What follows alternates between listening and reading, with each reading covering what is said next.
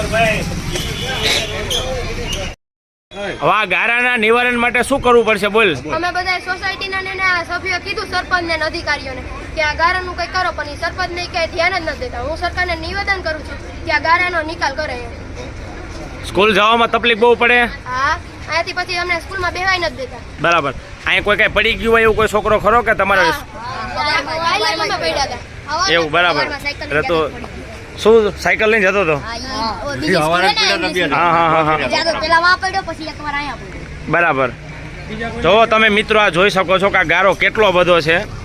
આમાં કોઈ સામાન્ય માણસ પણ હોન્ડા લઈને ચાલે ને તો પડી જાય છે. હું તમને બતાવું. આ ભાઈ જો એક્ટિવા લઈને નીકળ્યા, એમને કેટલી તકલીફ પડે જુઓ તમે. એમાં બાજુમાં છોકરા સ્કૂલમાંથી આવી રહ્યા છે, એમને ગારો ઉડે, છાંટા ઉડે.